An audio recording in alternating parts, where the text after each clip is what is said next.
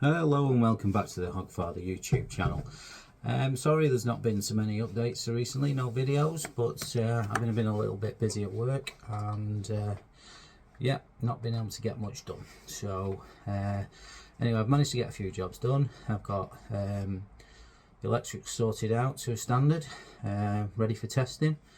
The engine, which I've mentioned before, that's back from the boatyard. That's now a 70 horsepower. Trailer's got new rollers on it. Yeah, so I've generally tidied the boat up. It's pretty ready now for a sea trial of the engine. But first of all, I'm going to run you through a few of the jobs that I have done. The electrics, I didn't like them, so I've changed them. There's nothing wrong with the wiring, but it's just ugly. So I'll quick look at that before and after. I won't bore you with any of the actual connections because I reused a lot of it. Will change it eventually. Quick look at the new rollers I've got on the trailer, and yeah, just a general update on the Hogfather 2. I've also, at the end of the video, I was looking through some pictures and I found some pictures of the old SeaHog boatyard. So that's when we went down to have a look when it was being cleared, where we found all the moulds, and just a general couple of pics. So if you stay tuned through the update on my boat, then there will be a few pictures of Arnie's yard, pretty much how we found it, still with tools, some next to the boat where it looked like people just got up and left. So a little bit of interest and a little bit of history of the SeaHog. So yeah, let's crack on. Let's see what I've done so far.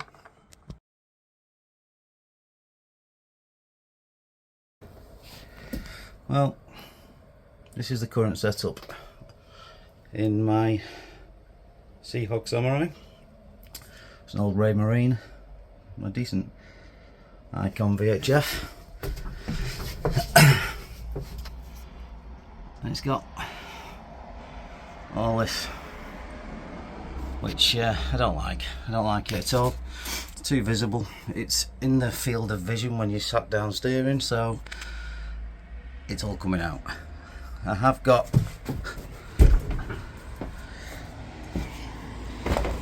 my own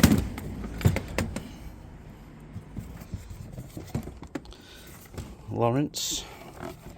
That's a TI 27, and I've got a new Icon radio, so I'm gonna be putting them in today. Yeah, so I'll show you a bit of how I get on.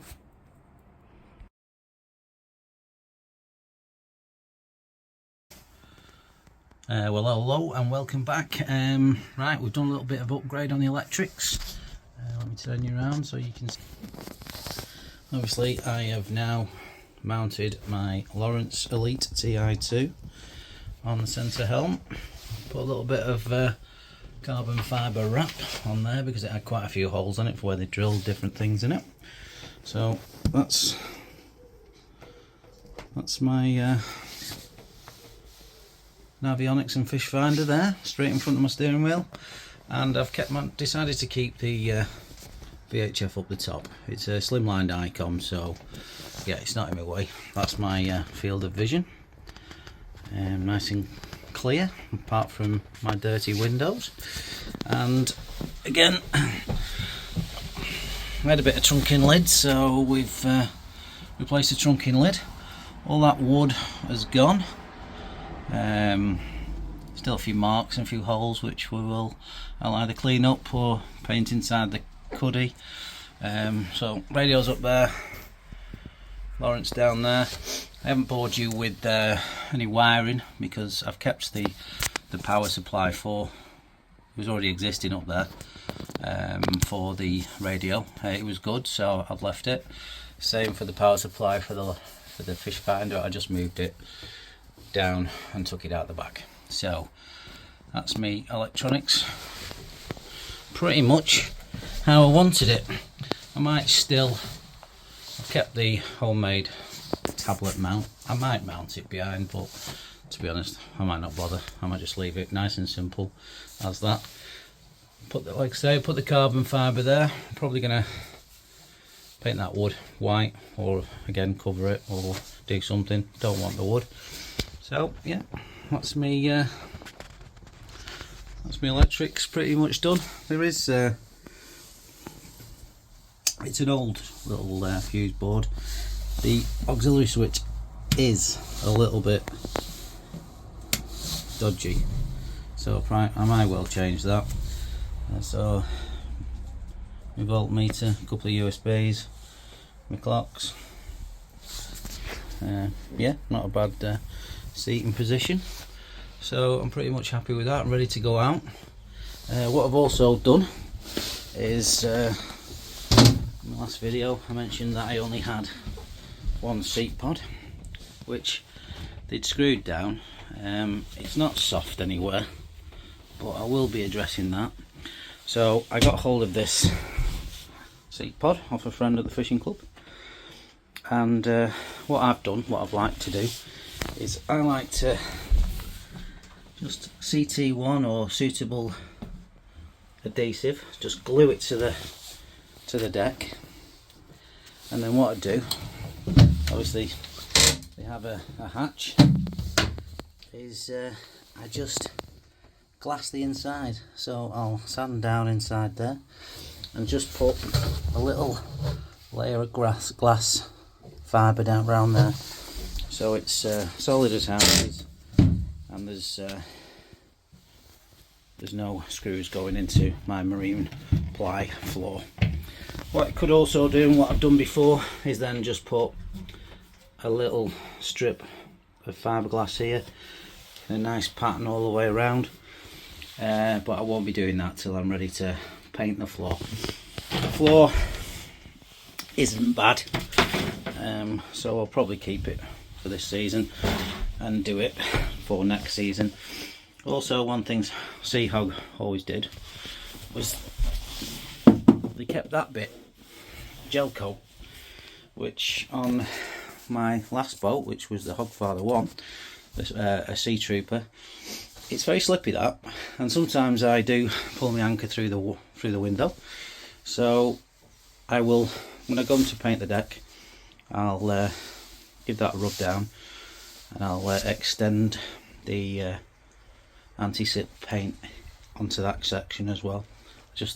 I just don't know why they stopped it here. I know it came out the mould gelled, but to me it's just slippy, especially when you're leaning through the window.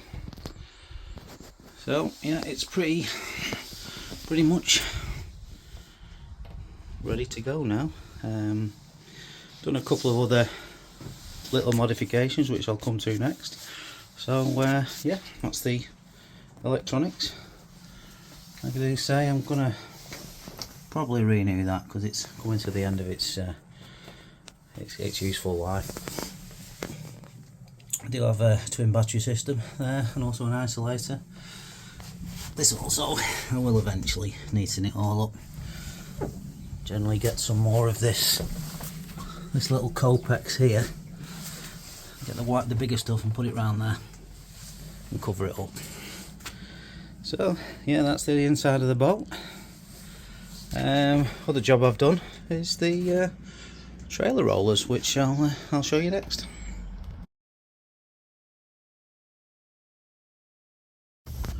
Right, down to the trailer.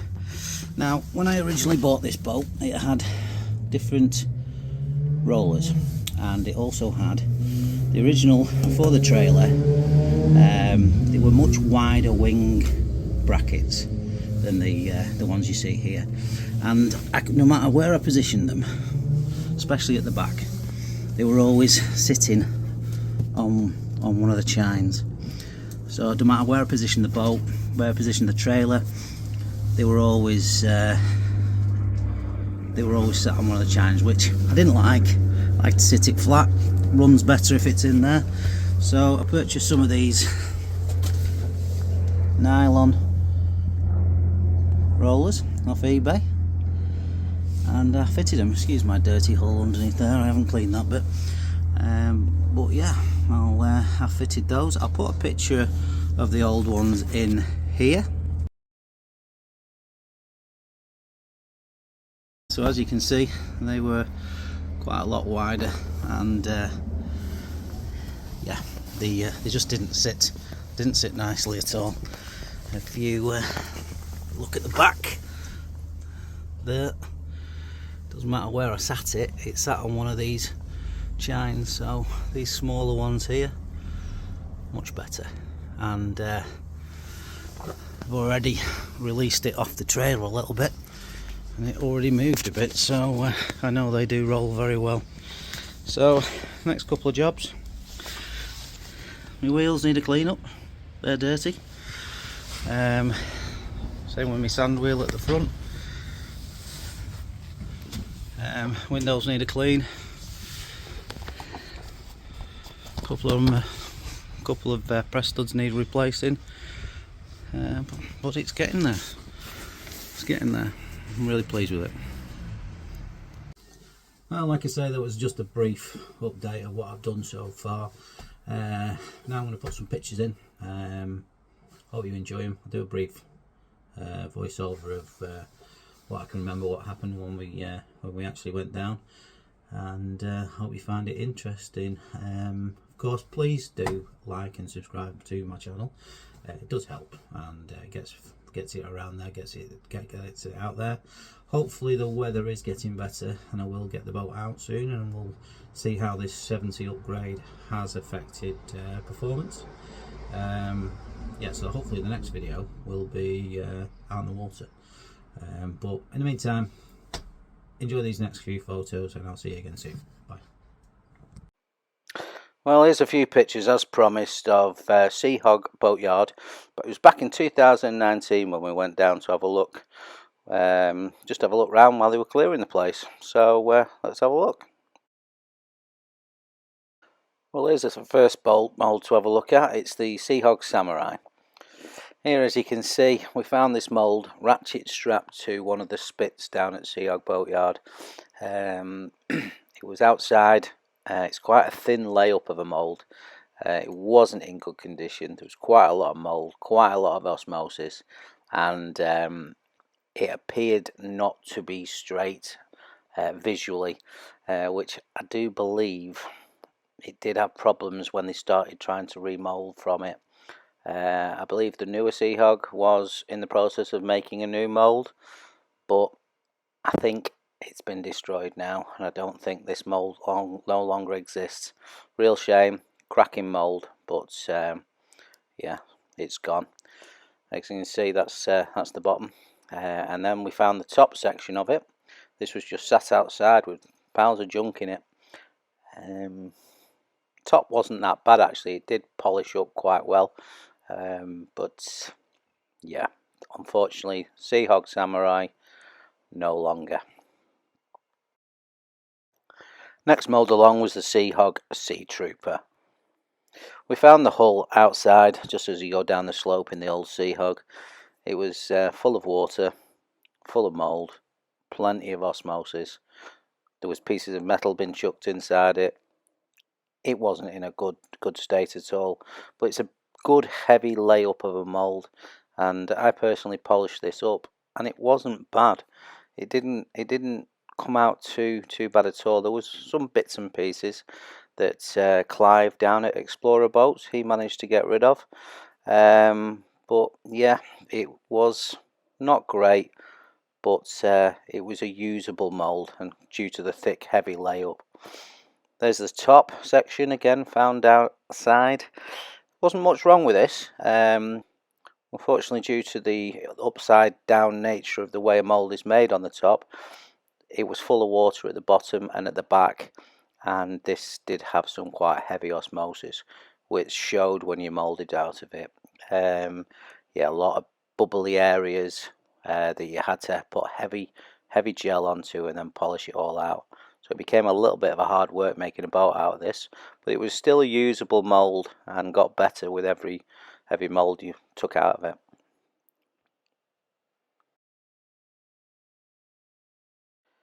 Next along was the SeaHog Commodore.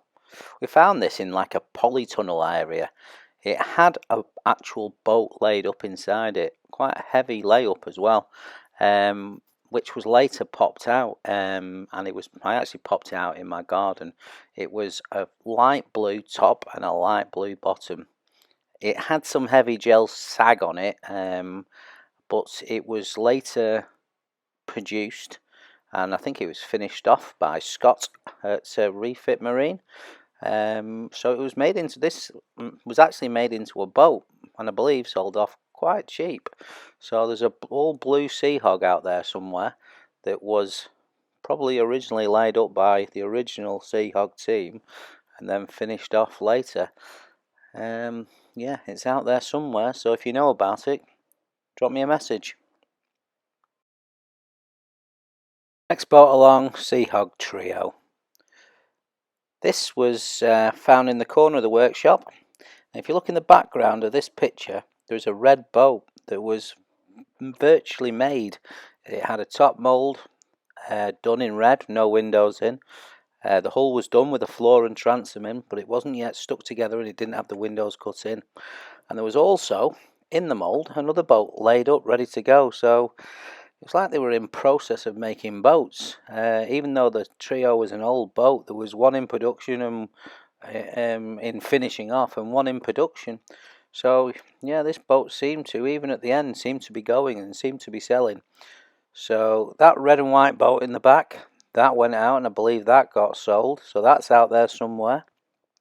And also, I think the one in the mould as we're looking at now, that was another all blue SeaHog Trio. Now I believe this boat is a member of Fileboat Angling Club, but I'm yet to see it yet. So if you own this boat, again, drop me a line. Let's see what it's like now. Set of pictures is the SeaHog TARDIS. Well, this is a great little boat. It's actually a cut down SeaHog Trio. Trio was 14 foot. This boat was a 12-foot version. It came in 3 sections. It came in the hull, which as you can see now, and it came with 2 ring decks. You could either have a long shaft version or a short shaft version, and it also came with a detachable cuddy. There are a few of these boats about. There's an open top version of it down at Fileboat Angling Club. Old Joe, who helped move these moulds and clear the place down at Arnie's, he produced one of the boats that was actually in these moulds. In this top section there was a white top, and it also had a blue hull that was done. So yeah, he produced that with a cuddy, as you can see the mould for the cuddy there, and I believe that's up in Scotland now. So there are a few of these little TARDIS about. Great little boat, great little one-man launch boat. Well, back in the workshop now, we've got the SeaHog Alaska. And we found 2 of these, one on the spit, as you can see now, which was been laid up, and they'd started putting the wooden inserts into the hull. Arnie used to put, this is actually plywood, you can see on the hull, and it was bonded into the hull for additional support. So yeah, he did quite a good layup on this Alaska. It was a good thick layup and a good boat. Again, the Alaska came in 3 sections. Came with the hull, the internal, and then another detachable cuddy. Yeah, so this was again one on the spit being laid up and sorted out, and then we also found, as you can see next in the next picture, we found a hull in production. It was already had its floor in. It was already being built. So yeah, the Alaska was obviously selling, and this yard was like a ghost town. It's like there was people still working there. So there was 2 Trios on the go, 2 Alaskas on the go, a TARDIS on the go. As you can see inside there, you've got the seat pods ready done, loads of cables. Yeah, it just was a ongoing job. Next up was the SeaHog Kestrel. Now, I didn't take any pictures of the mould for this, but it was there. Big mould, an ex-Shetland. And this was actually done and nearly finished. It was even on a sort of homemade trailer. But yeah, that's how we found it. It was just waiting to go out, or or waiting to be sold, but it was virtually complete. The steering was in, the floor was in, it just needed kitting out. So don't know what happened there, but it looked like to me it was ready to go to a customer. Well, that's the last of the boat molds, but before I go, here's a few random SeaHog boats. Now this, I don't know what it was called. Some say the actual boat was called the Soup Dragon or something in that effect, and it was like an extended Sea Lord. It was a big old boat, 19-20 foot long, big deck space, a raised cuddy, and in the back, in that big hole, you can see a big massive inboard. Yeah, what a character of a boat. There was obviously a one-off for somebody, and I wonder where that one is now. Right, here we have a couple of canal boats. Now, not only were these canal boats fully finished, but the molds were down there too. I believe they were called an Atlanta 27 and 32. You could adjust the mold to make different size boats. I wasn't aware until I saw these boats that Arnie had ever done a canal boat, but yeah, they're there.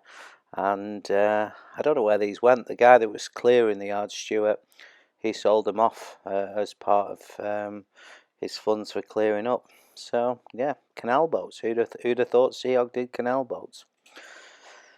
Right, well that's the end of my pictures. I hope you've enjoyed it, and I will find some more, and if I do, I'll pass them on to you. So goodbye for now, and do please like and subscribe, and I'll keep the videos coming. Try and get as much history and pictures and various things of SeaHog boats, and I will be doing my sea trial on my Samurai soon, and I hope to get out on a few more variants of the SeaHog, and I'll bring them sea trials to you as well. So goodbye for now.